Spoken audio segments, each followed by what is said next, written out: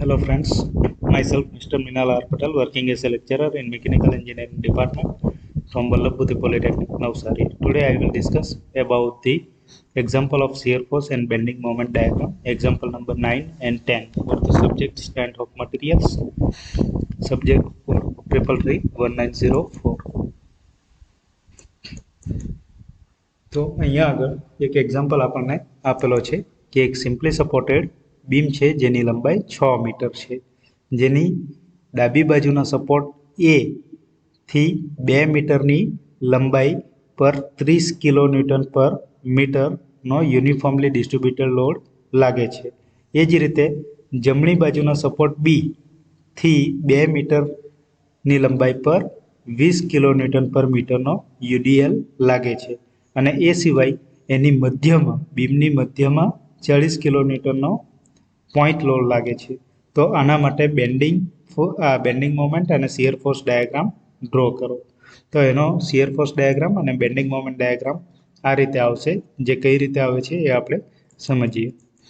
તો સૌથી પહેલાં આપણે ફોર્સિસ કન્સિડર કરીએ છીએ, એટલે કે નીચેથી લાગતા ફોર્સિસ ઇક્વલ ટુ ઉપરથી લાગતા ફોર્સિસ. તો નીચેથી લાગતા ફોર્સિસ એટલે RA plus RB equal two આ લોડ થશે આપણો 30 ઇન્ટુ 2 એટલે કે 60 જેટલો પોઈન્ટ લોડ અહીંયા કન્સિડર આપણે કરીશું, વત્તા 40 કિલો ન્યૂટન વત્તા ફરીથી પાછો 20 ઇન્ટુ 2 એટલે 40 કિલો ન્યૂટન. તો 40 40 અને 60 એટલે એ થશે આપણો 140 40 80 અને 60 એટલે 140 કિલો ન્યૂટન. તો RA plus RB equal two 140 kilo newton આપણને મળશે. 30 2 60 ને 40 100 અને આ 20 ને 2 20 2 40 એટલે 40 40 80 અને 160. તો 160 RA plus RB equal to 160 થાય. તો હવે આપણે રિએક્શન લઈએ તો રિએક્શનમાં anticlockwise moment equal to clockwise moment આપણે લઈ શકીએ. એન્ટી ક્લોકવાઇઝ મોમેન્ટ આપણે કઈ છે તો અહીંયા આગળથી RB ઇન્ટુ 6 મીટર અને ઇક્વલ ટુ ક્લોકવાઇઝ મોમેન્ટ લઈએ તો અહીંયા 60 જેટલો લોડ અને ડિસ્ટન્સ આપણું છે 1, તો equal to 60 into 1 plus 40 into 5 plus 20 2 40 into અહીંયાથી આટલું ડિસ્ટન્સ એટલે 2 ને 1 3 ને 1 4 ને આ 1 એટલે 5 એટલે આ 40 ઇન્ટુ 5 જેટલું ડિસ્ટન્સ. એ આપણે સોલ્વ કરીશું એટલે RB આપણને મળશે 63.33 કિલો ન્યૂટન. અને RBની વેલ્યુ આપણે RA પ્લસ RB વાળા ઇક્વેશનમાં મૂકીશું તો RA ઇક્વલ ટુ આપણને મળશે 76.67 કિલો ન્યૂટન. બરાબર છે. ઓકે, તો આપણે આ રીતે ફાઇન્ડ કરીશું નીચેથી લાગતા ફોર્સિસ ઇક્વલ ટુ ઉપરથી લાગતા ફોર્સિસ અને anti clockwise moment equal to clockwise moment. અથવા બીજી રીતે આ રીતે પણ ફાઇન્ડ કરી શકાય. બરાબર છે. RA અને RBની વેલ્યુ મળી જશે એટલે એ વેલ્યુને આપણે અહીંયા આગળ લખી દઈશું. RA અને RB. RA આપણને મળે છે 25 કિલો ન્યૂટન અને RB મળે છે 63.33 કિલો ન્યૂટન. અહીંયા જે પણ આવે છે તે આપણે લખવાનું રહેશે. એના પછી શિયર ફોર્સનું કેલ્ક્યુલેશન કરીશું. તો RA આપણને સપોઝ કે મળે છે 76.67 કિલો ન્યૂટન. તો 76.67 કિલો ન્યૂટન આપણે અહીંયા દર્શાવીશું. પછી moment at shear force at C બિંદુ આગળ શિયર ફોર્સ ફાઇન્ડ કરીએ તો આટલો લોડ બીજો નીચેની તરફ લાગે છે એટલે -30 ઇન્ટુ 2 એટલે 16.67 આવશે. ડી પોઈન્ટ આગળ આપણે કન્સિડર કરીએ કે આ જે ભાગ છે તેટલો ભાગ તો અહીંયા લખી જ દઈએ છીએ અને 40 જેટલો લોડ બીજો નીચે લાગે છે એટલે -40 એટલે આપણો આન્સર આટલો આવશે -23.33. ઈ પોઈન્ટ આગળ એટલો જ લોડ લાગશે કારણ કે અહીંયા આગળ કોઈ લોડ લાગતો નથી. બી પોઈન્ટ આગળ ફરીથી પાછો આટલા ભાગમાં લોડ લાગે છે એટલે 20 ઇન્ટુ 2 જેટલો લોડ નીચે લાગે છે તો એ માઇનસ આવશે એટલે -63.33 કિલો ન્યૂટન થશે. આ બધી જ વેલ્યુ આપણે અહીંયા આગળ પ્લોટ કરી દઈશું અને પછી એને સ્ટ્રેટ લાઇન વડે જોઈન કરીશું. આટલા ભાગમાં યુડીએલ લાગે છે એટલે એ ત્રાસી લાઈન આવશે. આટલા ભાગમાં લોડ લાગતો નથી એટલે આડી લાઈન આવશે. અહીંયા પોઈન્ટ લોડ લાગે છે એટલે 40 જેટલી સીધી લાઈન આવશે. આટલા ભાગમાં લોડ નથી એટલે આડી લાઈન આવશે. અને આટલા ભાગમાં યુડીએલ છે એટલે ફરીથી પાછી ત્રાસી લાઈન આવશે. હવે આપણે મોમેન્ટ ફાઇન્ડ કરીશું. તો મોમેન્ટ ફાઇન્ડ કરવા માટે છેડા પર બેન્ડિંગ મોમેન્ટ 0 એટલે એ અને બી આગળની બેન્ડિંગ મોમેન્ટ આપણી 0 થશે. મોમેન્ટ એટ સી, તો સી પોઈન્ટ આગળ મોમેન્ટ આપણે કન્સિડર કરવા માટે અહીંયા સેક્શન કન્સિડર કરીએ છીએ અને આ મોમેન્ટ લઈએ છીએ 25 ઇન્ટુ 2 જેટલું ડિસ્ટન્સ. 25 નહીં પણ આપણે 76.67 કીધું છે, તો 76.67 ઇન્ટુ 2 જેટલું ડિસ્ટન્સ. પછી આ એન્ટી ક્લોકવાઇઝ મોમેન્ટ થશે, એ થશે આપણી 30 ઇન્ટુ 2 ઇન્ટુ 1 જેટલું ડિસ્ટન્સ. એટલે આન્સર આપણને 93.34 કિલોન્યુટન ઇન્ટુ મીટર મળશે. એ જ રીતે ડી આગળ મોમેન્ટ લેવા માટે અહીંયા આગળ સેક્શન કન્સિડર કરીશું અને ડાબી બાજુના ફોર્સિસને ધ્યાનમાં લઈશું. તો ડાબી બાજુએ આ એક ફોર્સ લાગે છે અને બીજો ફોર્સ આ યુડીએલ લાગે છે. સૌથી પહેલાં આપણે આ ફોર્સિસ કન્સિડર કરીએ તો 76.67 ઇન્ટુ આટલું ડિસ્ટન્સ એટલે કે 3 જેટલું ડિસ્ટન્સ જે આપણે અહીંયા આગળ બતાવીશું. અને આ યુડીએલ છે, તો આ યુડીએલને જો કરીને પોઈન્ટ લોડમાં કન્વર્ટ કરવું હોય તો 30 ઇન્ટુ આટલું ડિસ્ટન્સ પણ આપણે અહીંયા આગળ મલ્ટીપ્લાય કરીશું. એટલે 30 ઇન્ટુ 2 જેટલો લોડ આ જગ્યાએ લાગે છે પોઈન્ટ ઉપર. તો અહીંયાથી આ ડિસ્ટન્સ આપણું થશે 2, કારણ કે આ 1 અને આ 2નું અડધું આ 1 એટલે આટલું 2 જેટલું ડિસ્ટન્સ થશે. તો 30 ઇન્ટુ 2 ઇન્ટુ 2 પણ એન્ટી ક્લોકવાઇઝ મોમેન્ટ છે એટલે આપણે આગળ માઇનસનું સિમ્બોલ બતાવીશું એટલે 110 કિલોન્યુટન ઇન્ટુ મીટર થશે. હવે ઈ પોઈન્ટ આગળ મોમેન્ટ ફાઇન્ડ કરવી હોય તો અહીંયા આગળ આપણે સેક્શન કન્સિડર કરીશું અને જોઈશું કે બંને બાજુએ કેટલા લોડ લાગે છે. તો આની ડાબી તરફ આપણને એક લોડ મળે છે, આ બીજો મળે છે અને આ ત્રીજો મળે છે, જ્યારે જમણી બાજુએ ફક્ત 1 અને 2 લોડ મળે છે. એટલે જમણી બાજુએથી કેલ્ક્યુલેશન કરવું વધારે ઇઝી રહેશે. એટલે આપણે ફક્ત જમણી બાજુના લોડને કન્સિડર કરીએ છીએ. તો જમણી બાજુ જે લોડ લાગે છે એને આપણે અહીંયા ઈ પોઈન્ટ સુધી પહોંચાડવાનું છે. તો ઈ પોઈન્ટ સુધી પહોંચાડવા માટે આરબી ઇન્ટુ આટલું ડિસ્ટન્સ એટલે 2 મીટર જેટલું ડિસ્ટન્સ એટલે 63.33 ઇન્ટુ 2 જેટલું ડિસ્ટન્સ. અને એ આપણે કઈ ડિરેક્શનમાં લીધું છે? આ ડિરેક્શનમાં, એટલે કે એન્ટી ક્લોકવાઇઝ ડિરેક્શનમાં. અને અહીંયા આપણે જોઈ શકીએ છીએ કે એન્ટી ક્લોકવાઇઝ મોમેન્ટ આપણે લીધી હોય સેક્શનની જમણી બાજુએ તો એ વેલ્યુ પોઝિટિવ આવશે, જેથી કરીને આપણે એને પોઝિટિવ તરીકે દર્શાવીશું. જ્યારે બીજો લોડ જે છે એ અહીંયા લાગે છે, પોઈન્ટ લોડ તરીકે કન્સિડર કરીએ તો એ 20 ઇન્ટુ 2 જેટલો લોડ કહેવાશે.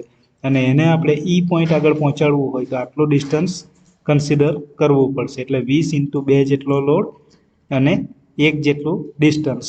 પણ એ ક્લોકવાઇઝ છે અને સેક્શનની જમણી બાજુએ છે. તો સેક્શનની જમણી બાજુએ તો ડાબી બાજુ એન્ટી ક્લોકવાઇઝ હોય તો પોઝિટિવ આવે, પણ આપણે ક્લોકવાઇઝ મોમેન્ટ લીધી છે એટલે એ માઇનસમાં બતાવવું પડશે. એટલે 86.66 કિલોન્યુટન ઇન્ટુ મીટર થશે. હવે આ જ પ્રકારનો એક બીજો એક્ઝામ્પલ આપણે લઈએ કે 5 મીટર લાંબો સાદી રીતે ટેકવેલો બીમ છે, એટલે કે સિમ્પલી સપોર્ટેડ બીમ છે. એના મધ્યમાં 30 કિલોન્યુટનનો પોઈન્ટ લોડ લાગે છે અને આખા ગાળા પર 10 કિલોન્યુટન પર મીટરનો યુડીએલ લાગે છે. તો આ બીમ માટે શિયર ફોર્સ અને બેન્ડિંગ મોમેન્ટ ડાયાગ્રામ ડ્રો કરો. તો એમાં પણ આપણે એ જ રીતે કન્સિડર કરીશું, નીચેથી લાગતા ફોર્સિસ ઇક્વલ ટુ ઉપરથી લાગતા ફોર્સિસ. તો RA plus RB equal two આપણું કેટલું થશે? તો અહીંયા આગળ 30 પ્લસ આ લોડ જે છે એને પોઈન્ટ લોડમાં કન્વર્ટ કરીએ તો 10 ઇન્ટુ 5 એટલે 50 એટલે ઇક્વલ ટુ 30 પ્લસ 50 એટલે 80 થશે. એટલે RA plus RB equal two 80 થશે. અને RA અને RB જે છે એ અહીંયા આપણે જોઈ શકીએ છીએ કે સિમેટ્રિકલ ફિગર છે, તો બંને બાજુએ અડધો અડધો લોડ હશે. એટલે RA પ્લસ RB 80 આવે તો RAની વેલ્યુ 40 થશે અને RBની વેલ્યુ પણ 40 થશે. અથવા આપણે ડાયરેક્ટલી આ રીતે પણ ફાઇન્ડ કરી શકીએ. તો જે આપણો 40 આવેલો છે એ 40ને આપણે અહીંયા અને અહીંયા આગળ દર્શાવી દઈશું. પછી શિયર ફોર્સ કેલ્ક્યુલેશન કરીશું. તો એ પોઈન્ટ આગળ 40 જેટલો લોડ ઉપર લાગે છે એટલે આપણે 40 ઉપર લઈએ છીએ.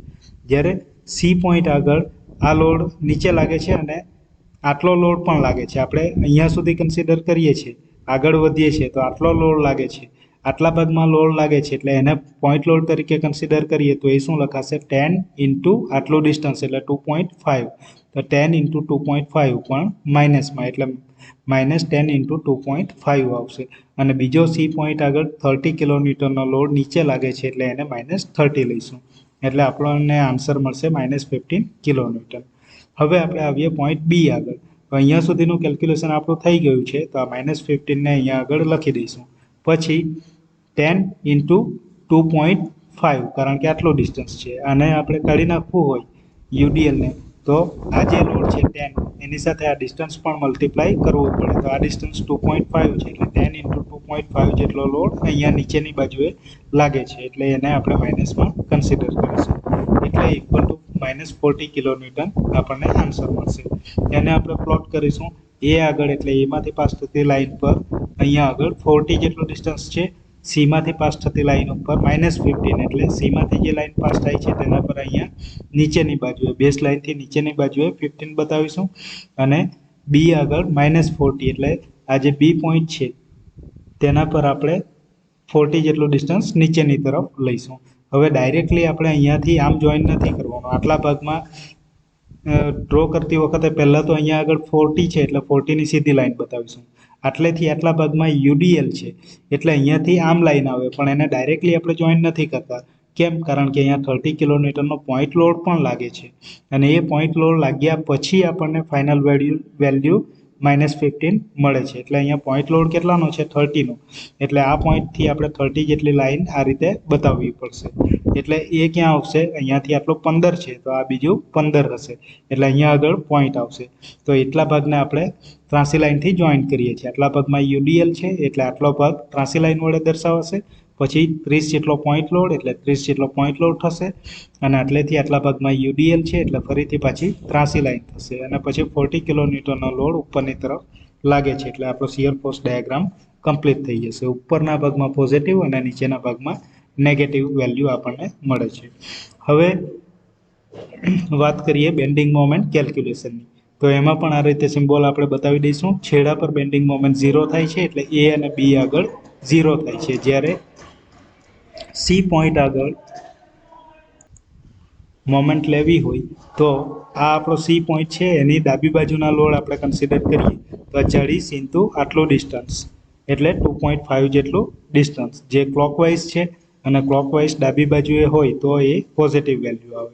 પછી બીજો લોડ આટલેથી આટલા ભાગમાં 10 કિલોન્યુટન પર મીટર લાગે છે એને પોઈન્ટ લોડમાં કન્વર્ટ કરીએ તો 10 ઇન્ટુ આટલું ડિસ્ટન્સ એટલે 2.5 જેટલો લોડ અહીંયા લાગે છે એટલે 10 ઇન્ટુ 2.5 જેટલો લોડ અને આટલું ડિસ્ટન્સ એટલે આ ડિસ્ટન્સ કેટલું થશે તો આ 2.5નું પણ અડધું એટલે 1.25 તો -10 ઇન્ટુ 2.5 ઇન્ટુ 1.25 આવશે કારણ કે એન્ટી ક્લોકવાઇઝ મોમેન્ટ લીધી છે તો ડાબી બાજુ તો ક્લોકવાઇઝ હોય તો પોઝિટિવ આવે પણ એન્ટી ક્લોકવાઇઝ છે એટલે માઇનસ લઈએ છીએ એટલે એ આન્સર આપણને મળશે 68.75 કિલોન્યુટન ઇન્ટુ મીટર.